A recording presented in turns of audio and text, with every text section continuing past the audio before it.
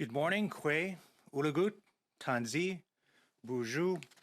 My name is Nigel Newlove. I'm the Director of Communications for the Congress of Aboriginal Peoples. Bonjour, mon nom c'est Nigel Newlove, puis je suis le directeur de communication pour le Congrès des peuples autochtones. First off, I want to acknowledge that we're gathered on the unceded traditional territory of the Algonquin Anishinaabe people. Today we'll be talking about Bill C-29, and now I'm happy to introduce our National Chief, who's originally from Kitigan-Zibi, not far from here, Elmer St. Pierre, National Chief. Thank you, Nigel. First, I'm Elmer St. Pierre, the National Chief of the Congress of Aboriginal People of Treaty 9. A Treaty 9 descendant. Today, I'm on Parliament Hill to strongly condemn the Liberal government action to railroad the interests of the Métis, the status, the non-status Indian treaty descendants, and Southern Inuit Indigenous peoples living off reserve. Bill C-29, now before the Senate, ignores the voice of the over 80% of the Indigenous people who live off reserve in Canada and the communities' voices of our provincial organizations.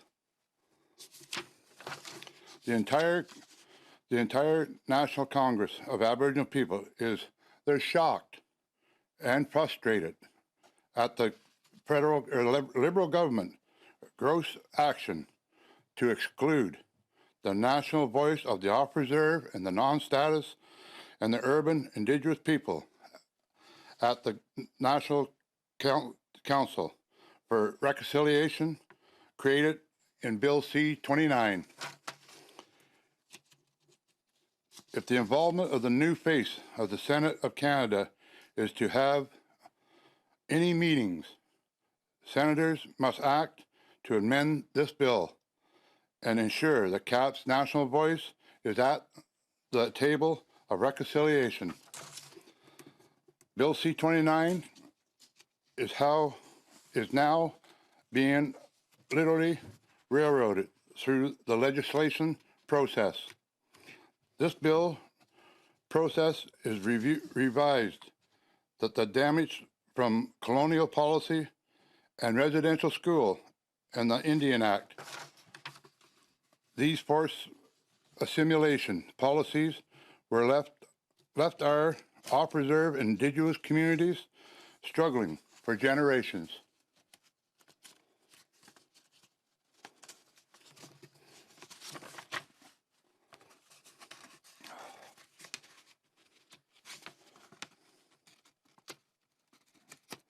Sorry about that. I'll keep this. The government's action to force the off-reserve voice out of Bill C-29 creates new levels of colonial policy and discrimination and continues to marginalize our people. The communities that the Congress of Aboriginal Peoples present are among the most marginalized and disadvantaged in Canada. Yet, like the Indian Act, our exclusion through policies such as the political application and the distinction-based policy continues to ensure colonialism policy remains alive and well, and our people continues to suffer. I would like at this time now to invite our National Vice Chief to the podium, Beaudin. Good morning. My name is Beaudin. I'm the National Vice Chief of the Congress of Aboriginal Peoples. I'm a descendant of the Michelle First Nation and also a descendant of the Red River Métis.